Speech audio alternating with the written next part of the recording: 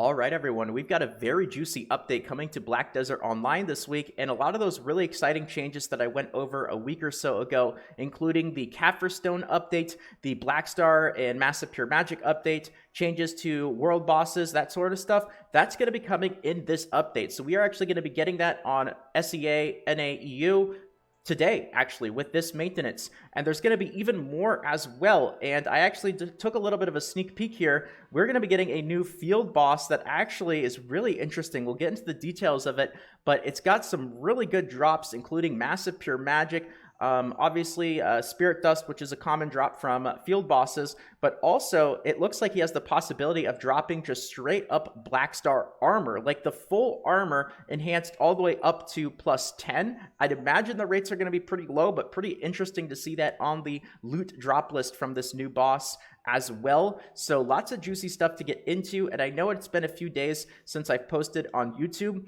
I went pretty hard there for a little bit after the release of the season, posting 2 to 3 videos a day while also live streaming on Twitch like 7 to 10 hours a day at the same time. Obviously that didn't last for very long, so I need a little bit of a break there to clear my mind. Hopefully you guys understand, but now I should be back, and I'd like to do between like 3 to 5 videos a week or so is generally what I like to do, while also streaming on Twitch about the same, like 3 to 5 days a week. And I still have been streaming over the last week on Twitch, twitch.tv/salt, so you guys can always catch me there as well if I haven't been as active on YouTube like I have been the last week or so.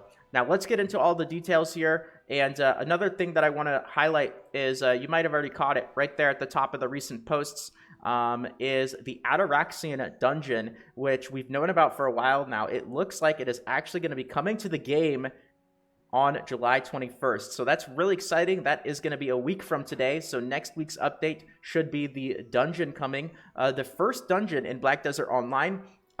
Very, very excited to get into the details of that as well. We'll get more into that a little bit later on, because apart from that, we've got a lot of other juicy stuff to get into just in this week's update. So let's get into it. Now, we do have 2 events. This is for SEA. I'm looking at the Southeast Asia notes right now because these are the ones that are out right now. They usually get the update a few hours before NAEU. When the NAEU notes come out, I would imagine they're going to be exactly the same, if not completely identical. The only things that could possibly be a bit different, though, are the events, like what we have right here. They may be the same, but there is a possibility they are different.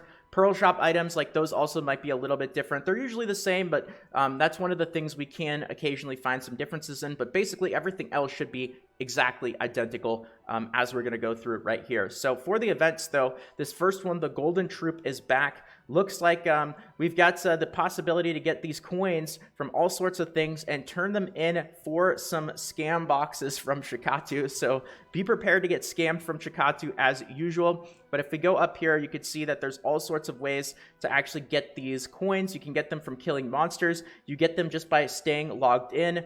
You can see 60 minutes gives you 2 of those coins. There's also some quests that you can end up doing daily, once per family.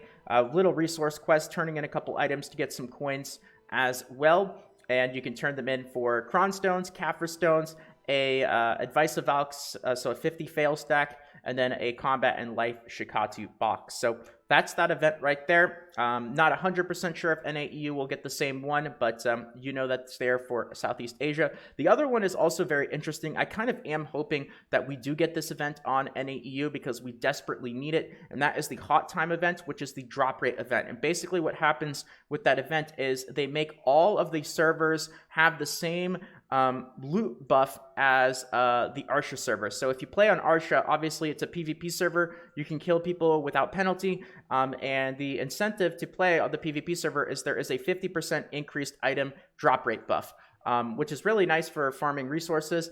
And what this event does is it basically puts that PvP server buff on all the servers, so it does kind of unfortunately kill the action on the PvP server while the event is going on. But they usually don't do it too frequently. And what this could have an impact on is something that has been really crazy high price for a while now, which is black stones. And you can see weapon stones are actually at about 250,000 here on NA. I don't know what they're at on EU, but it's pretty nutty. Armor stones are actually at the price cap. This arrow right there means they are at the maximum price, which is always scary to see. So, you know, I was very wrong about my prediction on these going down quickly after the season started. It looks like they are still very high in price, and hopefully this drop rate event will help drag those prices down a little bit. So we'll see. Not 100% sure if NAEU is going to get that event though. Now, this is really cool. I am super excited about this. It's like a little thing. It's not massive, but like as somebody who spends a lot of time farming, I mean, I wouldn't say a lot of time, but I try my best to check my farm as frequently as I can because I spend so much time in Velia anyway that, I mean, my farm is literally like 30 seconds outside of the city. So I try to check it as much as I can. And this is really cool. There is a new pet that you are going to be able to get from checking your farm. So if you guys haven't already, I have a video on my channel from a while ago actually getting into farming, how you can make a very good chunk of money by very little effort. Like you only have to check your farm every 3 hours or so. It takes 2 to 3 minutes. And, you know, you're looking at 50 to 100 million silver extra a day or more, depending on the market, just by checking every couple hours, spending a minute or two. So when the giant mole appears while farming, there will be a low chance for several holes to appear in the dirt. So this is according to the tales of the farmers, there are rumors about a mole with a rather peculiar appearance. Farmers have named this mole the Pit-a-Pat mole. He'll create a bunch of holes and will only appear from one of those holes. The special mole will drop a Pit-a-Pat petal when you chase it away, and you'll need to bring 10 petals to Gemcas Wyrmsbane at Northern Guard Camp to accept the quest. Upon completion, you'll be awarded a pet. Also, the special mole is even greedier than the giant mole, so it drops even more stuff. Giant mole gives some really good stuff. When you see him, good rewards, and this mole is going to give even better stuff than that, so that's pretty cool. It has the appearance rate of a mole and can only be exchanged with another mole pet. So you can't end up, I guess, it can't end up leveling up this pet or tiering it up with gauze fees. You have to actually specifically use this particular mole and extra copies of it that you get. The Pit-a-Pat's mole's special skill is finding resources, and its talent is increased life EXP. So pretty cool. He looks pretty funny too. I like that. I'm pretty excited given that I spent a good chunk of time checking my farm anyway. So very, very interesting. And now we have this new field boss. This is so cool. Like I can't believe this is, I must have missed this, but I did not realize we were getting this week. Like holy, I don't want to swear on YouTube. It's not good. But all right, so let's get into this. Near Keplan lies the abandoned North Quarry, where reports of attacks from an unknown Black Shadow have led to Calphion calling for brave adventurers. According to the accounts of survivors, the Black Shadow is believed to belong to the young dragon of Belmorn, who has once possessed Jordine. Okay, some lore there. Anyway, getting into it. The Black Shadow is a field boss, yet appears differently compared to other field bosses. Its initial spawn location is fixed, and it will appear at 17 GMT on Saturdays once a week. So, you know, bookmark that time right there. Very important for this field boss here. 17 GMT on Saturday once a week. Once the Black Shadow has taken critical damage, it will flee from the battle, leaving behind some loot. After taking critical damage, the Black Shadow will reappear at a random location. Very interesting to see. So is there a chance at double loot? It looks like that's what it seems like. You kill him at his spawn point, and then he reappears somewhere.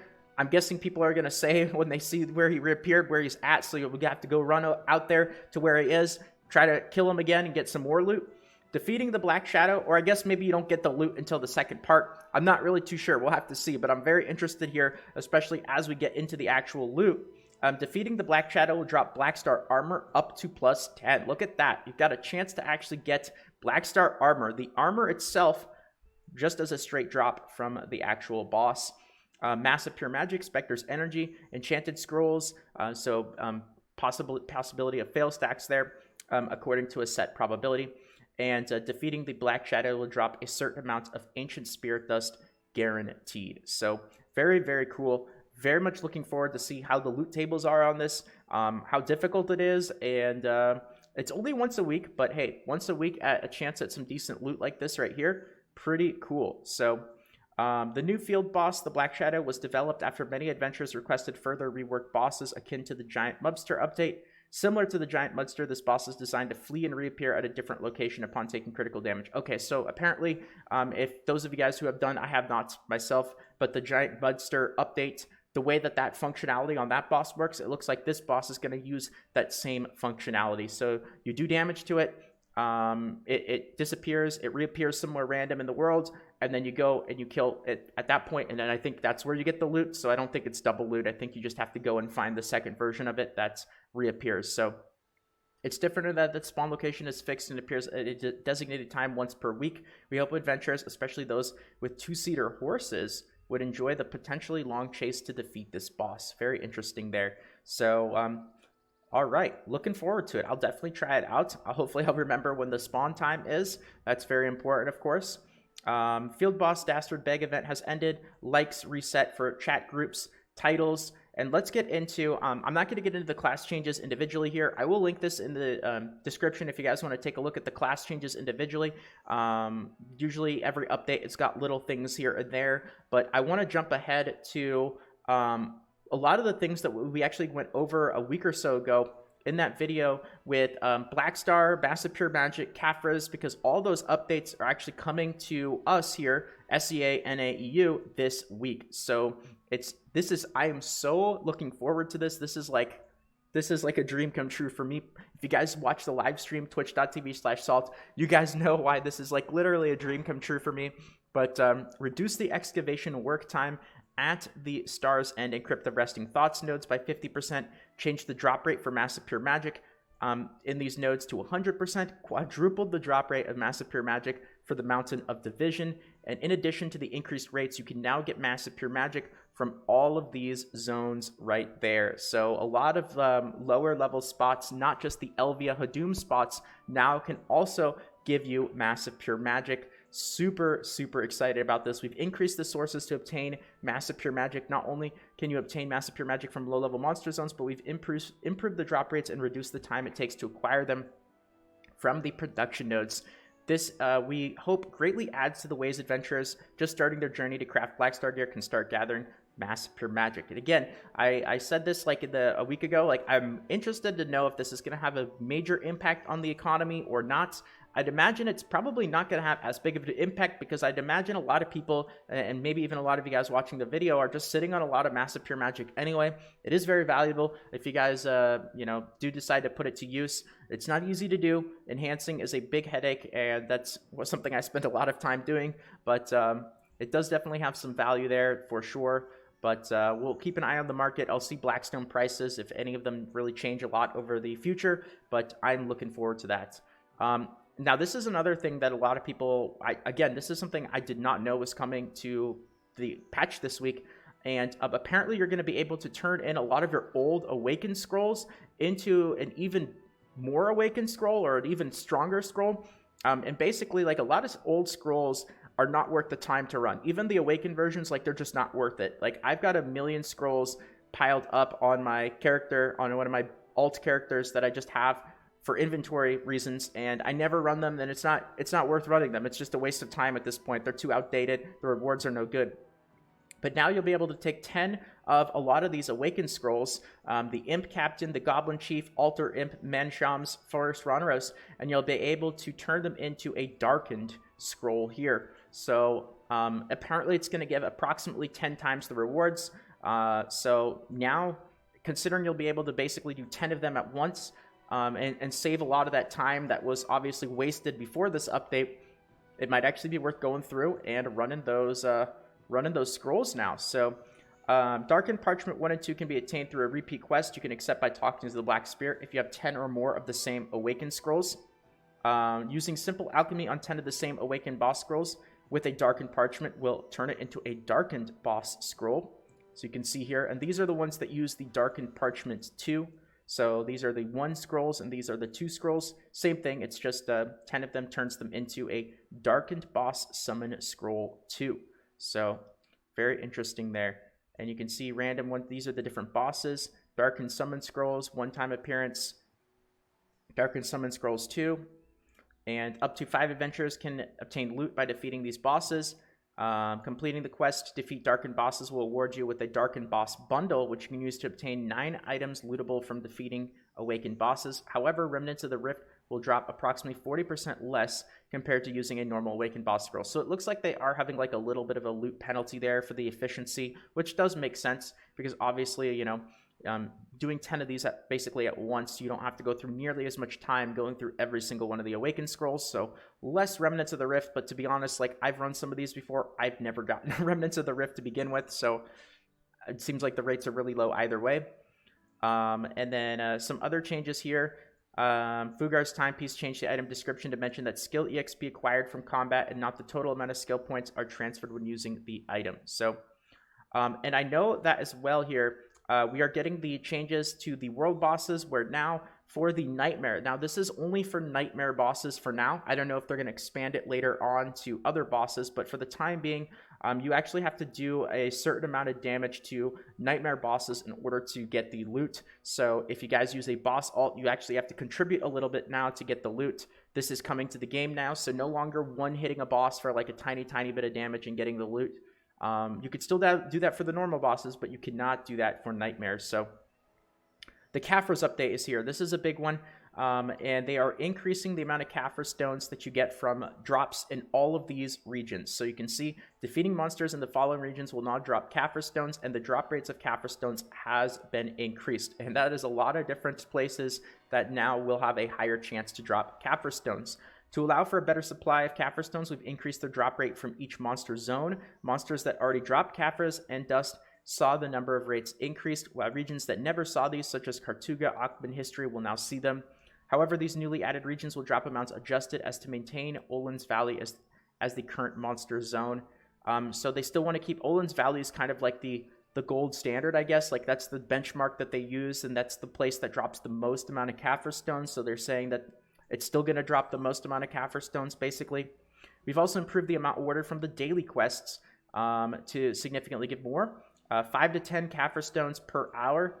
Do note that the adjustments won't affect the number of monsters of the Elvia realm, as we are seeking to implement new ways to use the ancient spirit weapons obtainable only in those zones. Once the ancient spirit weapon is implemented, if we deem it still lacking, we have plans to proceed with several updates as well. We'll continue to keep an eye on the supply of Caphras stones even after the update, especially those areas that will be impacted by the increase in supply, such as gathering. Yeah, gatherers are not very happy about this, I would imagine, unfortunately. Life skilling has been in rough shape with the last few updates here. Exchanges, node rewards, Blackstar gear, etc. So that Caphras update is coming. NPC changes, quests and knowledge. Oh, here's all of the Caphras stone changes. You can see that, like, these quests, which used to give you 1 spirit dust, now give you 25. So pretty big adjustment there. I'm not going to get into the super details of this because we actually went over this like a week or two ago in the early notes on Global Labs. Back then, we didn't know when it was coming to, SEA, NA, EU. Now we know it's coming to NA, SEA, EU. It's coming this week. So the numbers should still be basically exactly the same right there. I think that's all of the major stuff. I could be missing something, though. I could be missing something here. I want to get into what I do want to do, though, is, the cooking. I am missing something. Imperial Boxes. You can now pack Imperial Boxes 10 at a time. So those of you guys who do Imperials, which I would imagine should be everyone, because it's a great way to get a ton of silver every single day with very limited time and effort. And now you can pack 10 Imperials at once. So that is really, really cool. Good change. Now, if only they made it so that they removed the limit from the amount of Imperials you could turn in to the actual NPCs, because that's another one. 10 boxes can be packed together at once with the number of materials required for a single packing times 10 and heavy duty packaging cord. So it looks like you are going to have to go buy these. 1,000 silver, like, not really a big deal. Example, Balanos meal is required to pack 24 of them, and then for 10 you're going to need 240 and 1 heavy duty packaging cord. Makes sense, right? Works the way that you would imagine it works. So here's some other of the miscellaneous changes right there. Won't get too much into the details of this. This video is already starting to get pretty long as it is. I think I went over all of the really important stuff here. The only other thing that I want to get into is the Ataraxian dungeon, because you can see here Ataraxian is coming July 21st, and here we have it, guys. It's been out on other servers for a little while now, but we now know it's going to be coming to SEA on the 21st, and I would imagine that on NAEU, when we get these notes here in a couple of hours, we're going to get the same pop-up here that it's going to be coming July 21st. So get ready for that, guys. The first dungeon in Black Desert Online. It's going to be really interesting. So very curious to check it out. I definitely will do so, probably on the stream as well, twitch.tv/salt. And I think that's going to be about it for the video. Really excited about all of this stuff coming to the game. Let me know what you guys think. How do you feel about this week's update? I feel like this was one of the juicier updates that we've had in a while. I'm especially looking forward to those Black Star and Massive Pure Magic changes, but let me know what you guys are looking forward to and how you guys feel about the future of Black Desert Online. How's your season character going? If you guys are playing season, if you're playing Corsair, feel free to let me know. But that's going to be about it for the video today. So if you guys enjoyed and you want more in the future, consider leaving a quick like. It really does help out. Thank you guys to those of you who do that. It only takes about a second or so, and it means more than you can imagine for the YouTube algorithm. So thank you everyone. And if you want more videos and alerts of when videos come out in the future, consider subscribing to the channel. And more coming out very soon as well. So thanks again, everyone. Take care, and until next time.